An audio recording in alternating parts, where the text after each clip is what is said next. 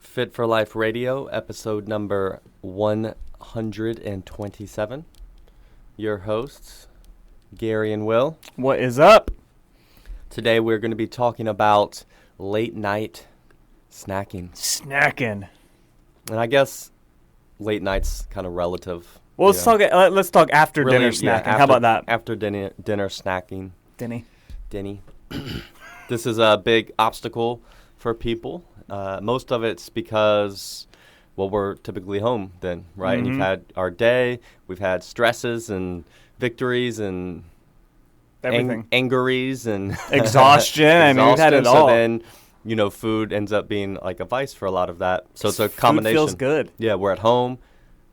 We have snacks within a walk away or arm's reach away. We have time. We'll get in trouble. Yeah. Now, you have a few different ways you can approach it. One is you can just embrace it. I know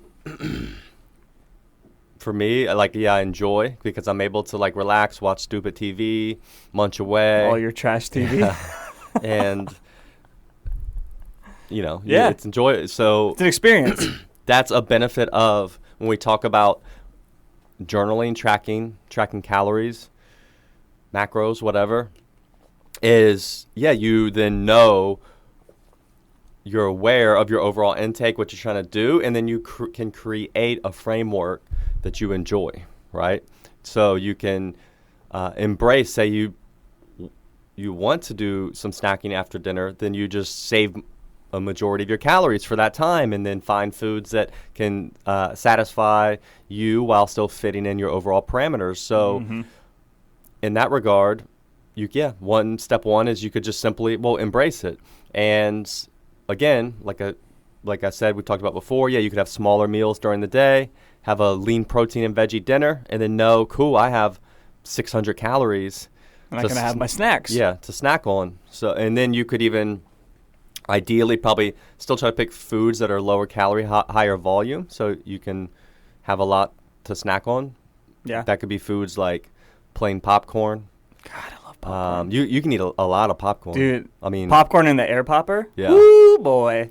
That's my jam. I'm talking 8, 9, 10 cups. Dude, you can eat a lot. It's like a whole serving, which is like a bowl, if you don't add butter or anything, ends up being 190 calories. Yep. Which is insane for the amount of food that you're eating. And it's high fiber. Yeah, and put a little salt on it, make it taste good. Some spices. Whatever else. What else do you put on popcorn? I mean, some people, you can put anything. I guess you can put anything on it, but right? some things taste weird on popcorn. I've even done stevia and cinnamon.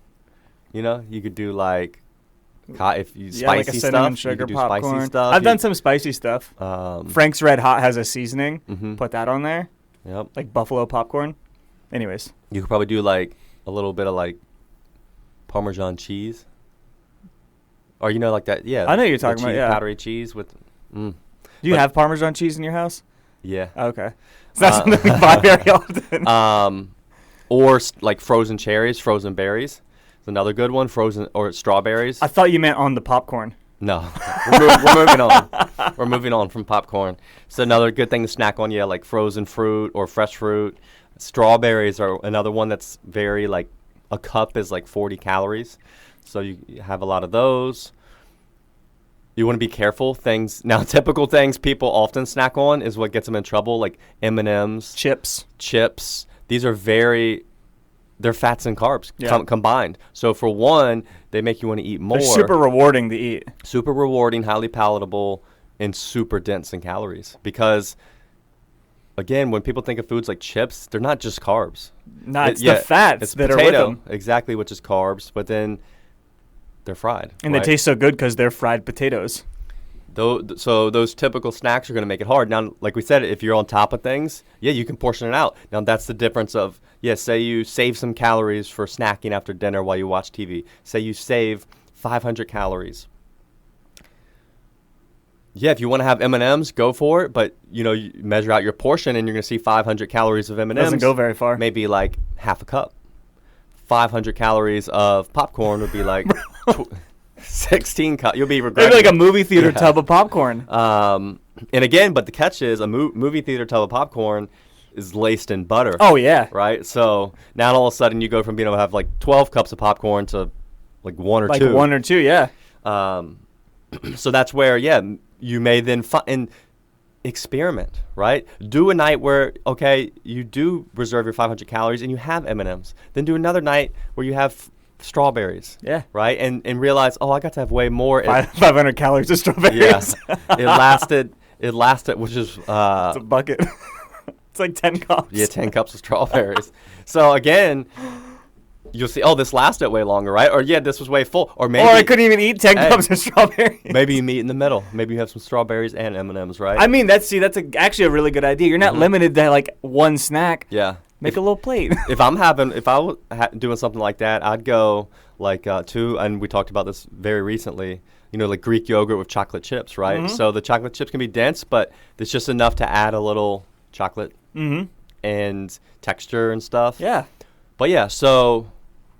make it work for you. You don't have to be like, I can't eat ever. I can't have this snack this time. Mm-hmm. Make it sustainable. Make it work for you. Yes, it takes trade-offs. Yes, you just can't sit there and whack back. And it takes work. A can of Pringles, right? And then you end up, and then you're done with salty, and you're like, let me go to this jar of M&Ms next to me, right? And then next thing you know, you've eaten 2,000 calories after dinner, right before bed. Whoops. So, yeah, that's yeah. It takes a little bit of work to figure out like what you like to do, because sometimes there might be foods where you go to eat them or you have them and you find that like, man, I just don't do as well controlling myself with this, or I'm always going back for more, so that might not be the best option for you. Whereas something that may be a little more filling and not quite as rewarding, like popcorn's a good example, because like popcorn's good, but it's not like you're eating a bag of Doritos, right? So it is going to be a little bit different in terms of like how satisfying it is or how rewarding it is. So figuring out like what allows you to eat it but not, go back and eat all of it. And one thing I want to slide in there is don't fall for food marketing, right? Because and this is why it's so important to have a time where you do journal and track and learn, because a lot of people, we could say, you're like, I know M&Ms and chips aren't great, but then you'll go and think trail mix it's good, healthy, right? Yeah. Now they would have this label, healthy trail mix. But the reality is it's the same calorie density as these other things, right? So if you sit there and whack back 9 handfuls of trail mix, you might, like, you should have had the chips. You can just have the chips if you want, right? So you don't fall for that. You have to learn these things and find. And again, maybe you love trail mix and you want to have it, cool, but then portion it appropriately. Trail mix is such a sneaky one. Granola too. Yeah. Let's talk granola. It's not very. What about granola trail mixes? Like where it's chunks of granola with, peanuts. And chocolate. It's just like a not as good way to have a lot of calories in a food. Like straight up, I would rather have like 2 donuts than trail mix. Take 2 donuts on the trail with you. Yeah. You'd be all right. A little beef jerky. And the reality is, when I have trail mix, the only thing I really want in the trail mix is the M&Ms. Yeah. Like everything else is just kind of like the obstacle to get to the M&Ms. Mm-hmm. Yeah, I agree with you. Like you get through 3 peanuts, and you're like, damn, where's the M&M where's at? that M&M? You start looking through. 3 peanuts, pick out all the M&Ms. 3 peanuts and a pretzel. Yeah, so yeah. Now another option is, and again, this comes down to a lot of times your personality type, and maybe, you find even when you put a certain portion and food aside and you still just start and can't stop, right? Well, then maybe you need to create a hardline rule. This is something like what intermittent fasting does. It creates guidelines and guardrails, right? I eat between 12 and 8 p.m., right? Well, so you eat dinner at 7 or 6, we'll say 6. And then, have a rule, I don't eat after 7 p.m. So, basically you eat dinner and you're done. It butts up to the end of your dinner. Sometimes it's easier to not eat than it is to It's like Pringles, man. Once you pop, the fun don't stop. To allow yourself a little and then try to stop that. So, yeah, just have your dinner. And with that, you could plan to save. This is what I do. Because in the past, I have, like I just said, an experiment where, I'll allow a snack after dinner, right? So even like frozen cherries. But then once I do, then I would get in the habit where I would want something like that after every meal. And I would end up getting more, oh, well, that was good. And so I personally just kind of make my dinner a little bigger to where I'm satisfied enough to where I'm not thinking about things, and just don't snack after dinner, right? So for me, it's not, because sometimes dinner will be at different times. I don't have like a strict cutoff, but it's, I don't snack just after dinner. Dinner's your cutoff. But the way I deal with that is I'll kind of have a more substantial dinner. I'll make sure, so we'll have a good portion of starch and protein, and that way I'm satisfied, right? So I'm not sitting there thinking about food either. You're not starving after dinner. Mm-hmm. So, I think that's a really useful one, because most people are busy during the day that,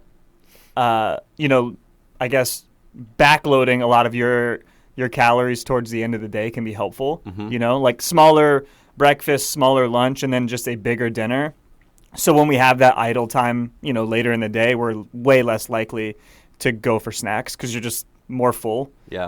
Like maybe you had single serving of protein at breakfast and lunch, and then 2 or 3 servings of protein at dinner. Like that's a really easy way to do it. Yeah.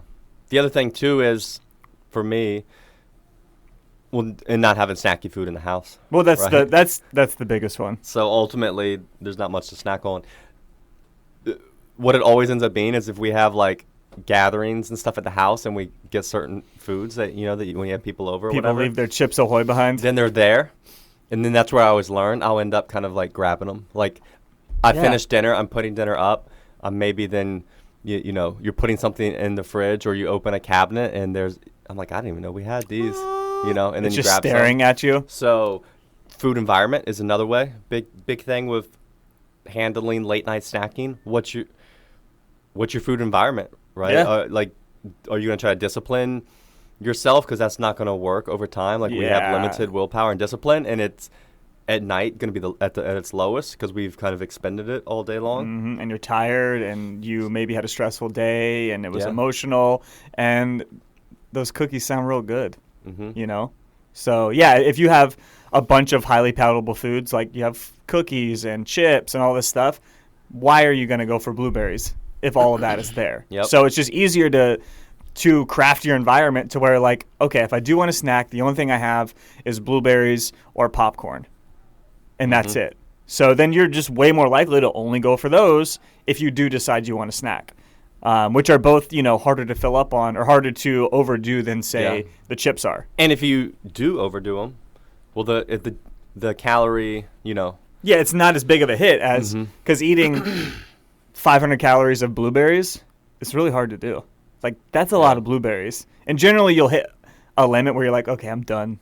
Do you get anxiety when you eat blueberries over the fact that, like, you need to go brush your teeth right away? No. You don't? Literally think about all that? Never. Eat some blueberries and then immediately go look in the mirror at your teeth. I already know what they look like, man. I've accepted it.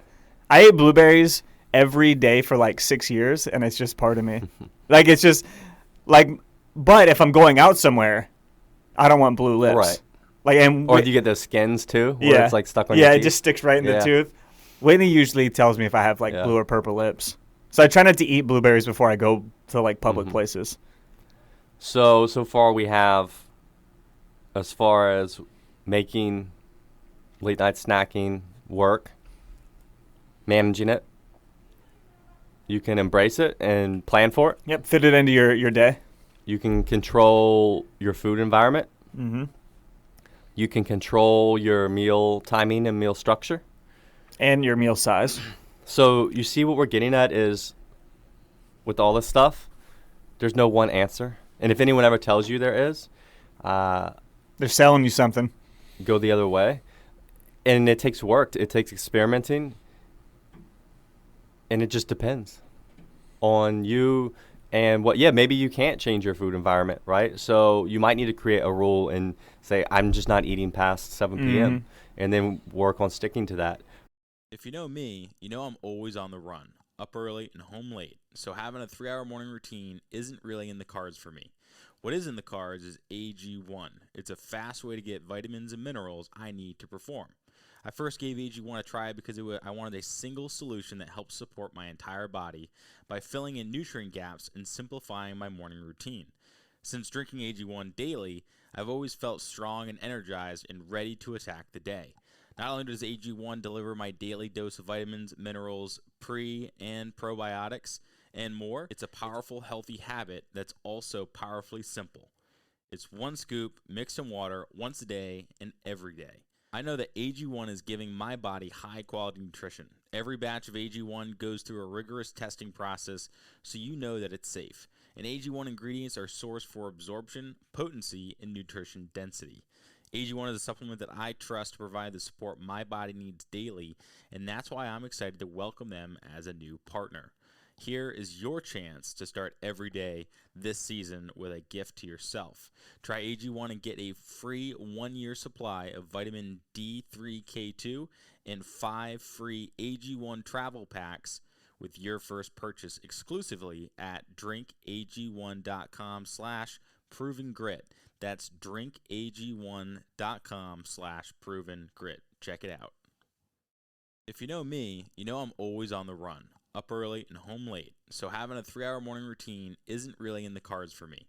What is in the cards is AG1. It's a fast way to get vitamins and minerals I need to perform.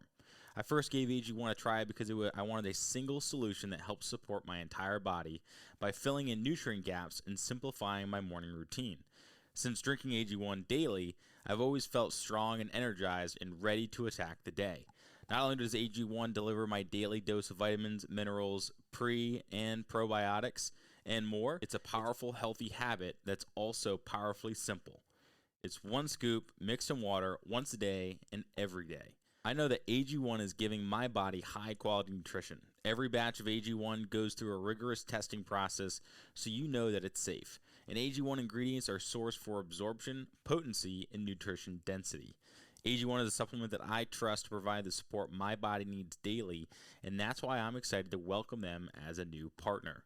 Here is your chance to start every day this season with a gift to yourself.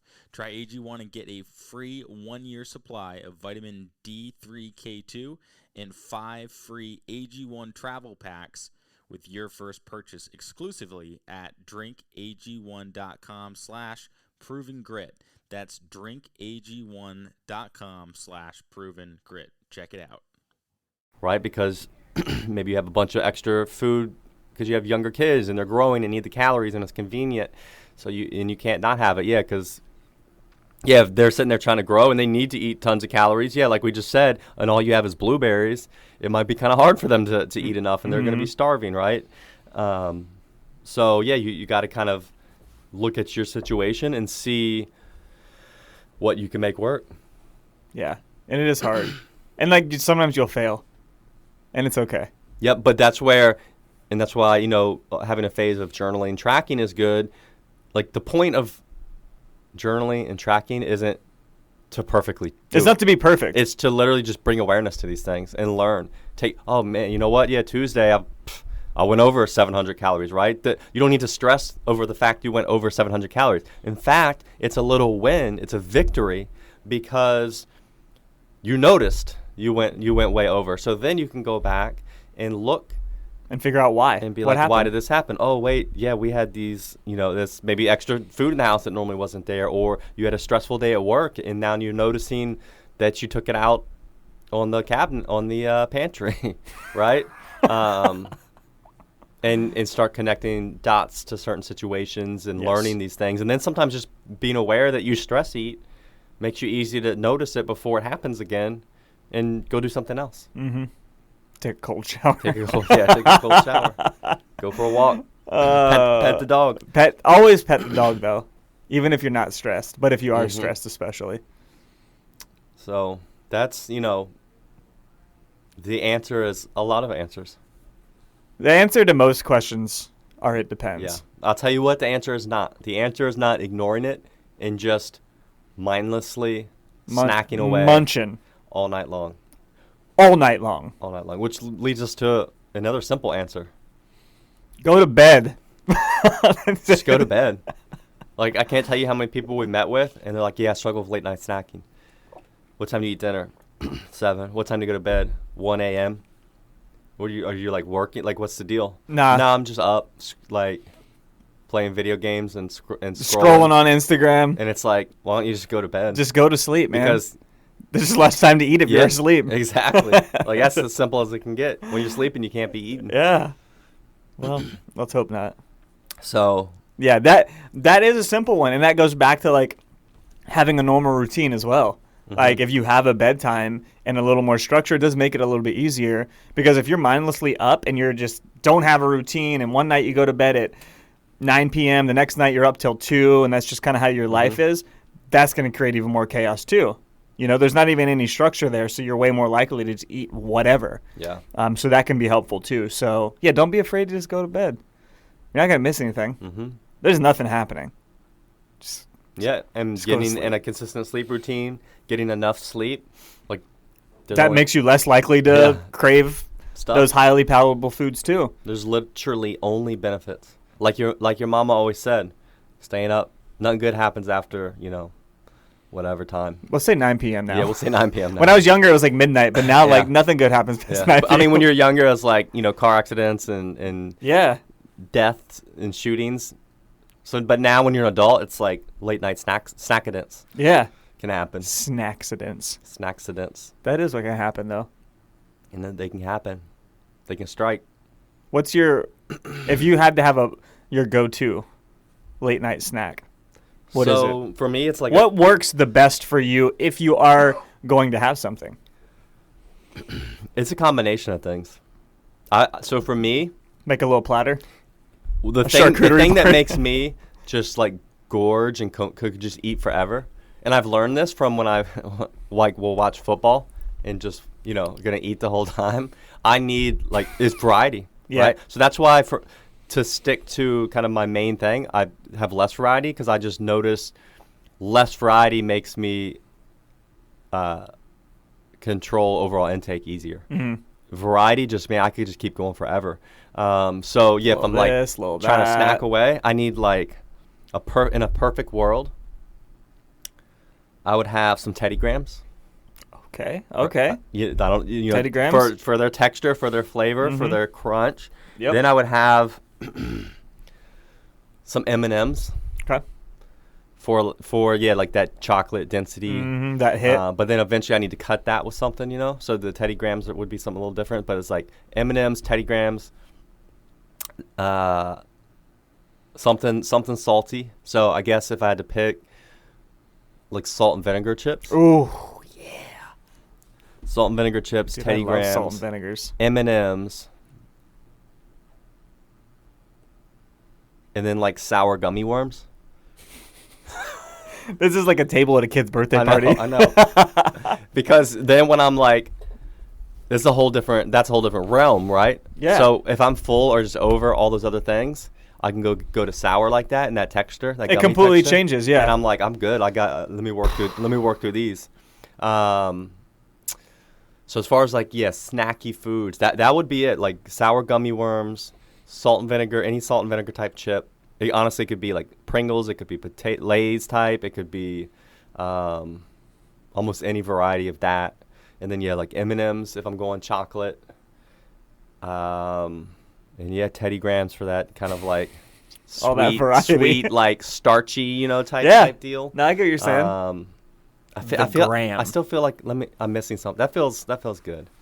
Was that what you wanted?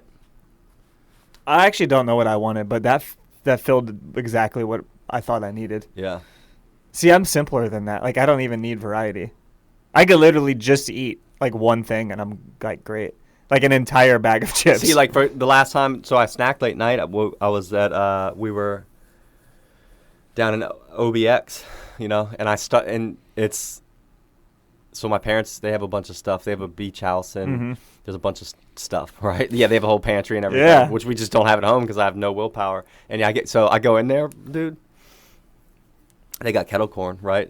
I'm like, let me pop this open. So I pop in the bag of kettle corn, and Would you mix in it? It was just kettle corn. Okay, I didn't know if you decided to make yourself a mix or something.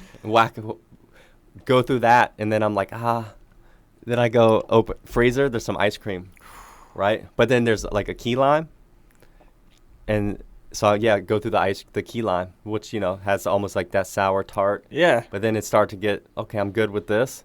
Went back, finished the popcorn, right? But then there was like a s'mores chocolatey type ice cream. So then dabbled. So you're literally hitting everything. Dabbled in a little ice cream. And then chocolate for me, like, it's really overpowering. Mm-hmm. So then I'm like, let me break that back up. And then I forget what else there was. Then there was just something else I grabbed. It might have even been like some grapes or something. Yeah. And then that was the whole snacks in it, yeah. So it was like a bag of popcorn, 2 types of ice cream, and then some grapes. The grape. The palate The grapes at the end, man. Just, a little palate cleanser. So just to make you feel good about what you just did. And when I would typically, and I don't do this much anymore, I would purposely go ham. I'm telling you, go buy a bunch of this stuff and then watch football. And kind of go through it like that. And ice cream, I love ice cream. Yeah. But ice cream, man, you can't snack. I mean, I do. But snacking on ice cream, like, you end up. It's so easy to go, like. Yeah. I mean, just one little pint's 1,000 calories, just right? One more bite. And I'm not even talking about the calories. No. It's just, when you whack back a couple thousand calories in 20 minutes, like, your stomach. You feel like garbage. So. Damn, you're all about variety. Yeah. Yeah, I mean, I could be all about variety, but I would normally just fall into eating, like, an entire package of cookies or Oreos or something. Like, that's really what I would do, rather than having, like, 15 different things. See, that could, I think I would throw, like, some Oreos. The Oreos. Into that mix. They're dangerous, man. Because there's so many, and you're like, I'll just have a couple. Yeah. And then after you've just had a couple 30 times, yeah, the entire pack's gone. So, that's where we're different. Like, I could eat a whole pack of Oreos, but I would need some other stuff to break it all up. I could literally just shove them down my gullet. I could eat like 7 Oreos, and then I would need to switch it to like some salt and vinegar chips. Then I would eat those, and then I could go back to the Oreos. I don't even need that, which is a problem, which is why having Oreos in the house is really difficult. But, yeah, I think I get fixated. Like, I have it, and I'm like, this is all I want. It's just this. Another weird thing I could throw in there is just like cheese. Like, I got that's a weird interjection in all of that. A block of cheddar cheese, man. Mix that in, the snacks in it. So, I've never really liked cheese very much. And the thought of just snacking on cheese is still foreign to me. Like, I don't understand it because it's not like a snacky food to me. Like, it's something savory that goes with like meat.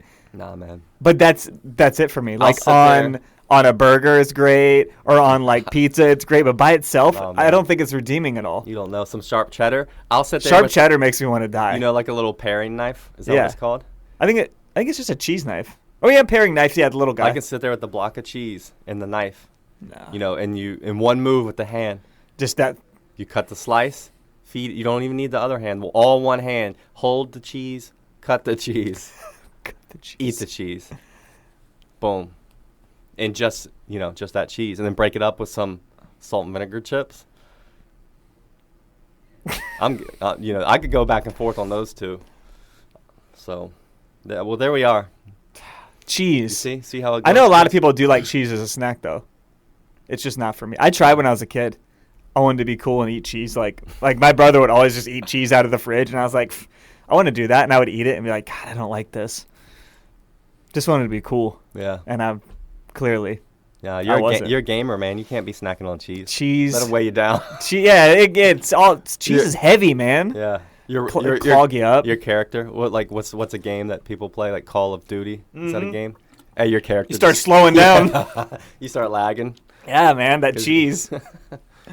So yeah, that doesn't happen much. Nah, now. I used to do like the heavy like you did, like where you just go buy a bunch of food and you like just go real ham. Mm-hmm. But that's like, as I've realized over the years, more like a little bit disordered. Yeah. Probably not the best idea. And I feel better just having stuff here and there rather than like, I don't know, destroying myself for a day. Because that day after, you're almost hungover. Mm-hmm. And I don't like that feeling either. So. And yeah, one way I broke it was So when I would plan for it, and then you would plan to eat all that, and then you would end up feeling sick, right? It's not even about say the calories; it's about the the physical feeling. You feel terrible. So now if I want to have something, whatever, like I had some Peeps the other day because they were in the house, and which I would never really choose to buy them, but people give them to me like they're marshmallows. So, anyways, or if I wanted some gummy worms or whatever, I'd get a bag, and then I would just have it after I ate a meal because probably a decent meal, because then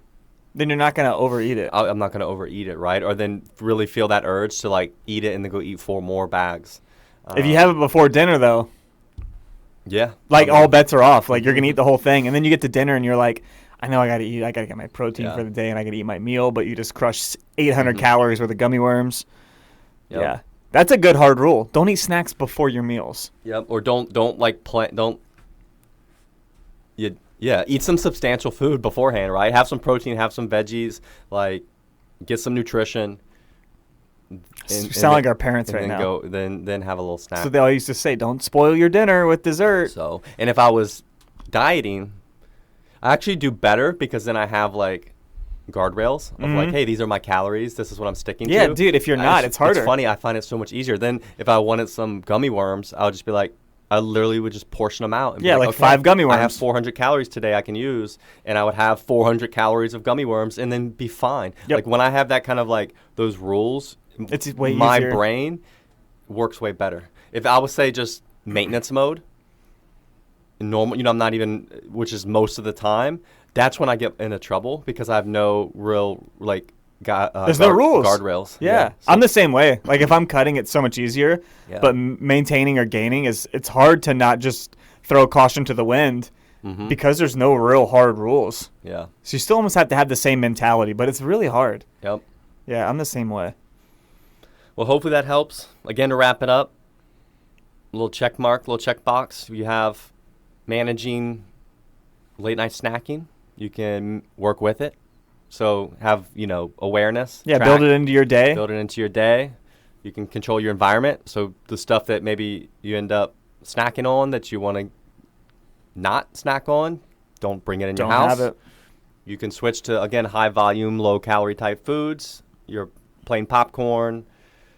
Berries. Berries, frozen fruit, things like that work good. Also, creating more structured rules. So like where something like intermittent fasting or like a deadline, like, hey, I don't eat after 7 p.m. and then kind of sticking to that. Those are all great tools. And the one thing we want to emphasize the most is not one is better than the other or right or wrong. It's about experimenting, learning, and finding a structure and approach that works for you. Yeah, and just try them. See what works. Yeah. Everything's a little different. So if you find that building it into your day, like, just doesn't work very well, then don't. And remember, trying these things and it, quote unquote, not working. It's part of the process. And that's not that's a win. Because you're aware, you're purposely doing these things. You're purposely trying, noticing, naming. So start reframing those kind of things as wins and not failures. I think awareness is always going to be a victory. Yeah. But mindless stuff, means you need, some work. So, always take that as a win. Also, don't be afraid to go to bed. That's the last one. Yeah. If you're tired or if you're hungry and it's like 9 p.m., just go brush your teeth and go to bed. Like, that's it. That's an easy one, actually. That's a good one. Go brush your teeth. We've used that with clients, right? And it's worked. Mm-hmm. Hey. Because no one wants to eat. Nothing tastes good after you brush your teeth. Yep. At all. Eat dinner, go brush your teeth, and hey, you may be good. Mm-hmm. Then someone hits us up. They're like, they're just eating toothpaste. I knew you were going to say that. How many calories are in toothpaste? I almost need to know. Is there even any? There's got to be calories in toothpaste.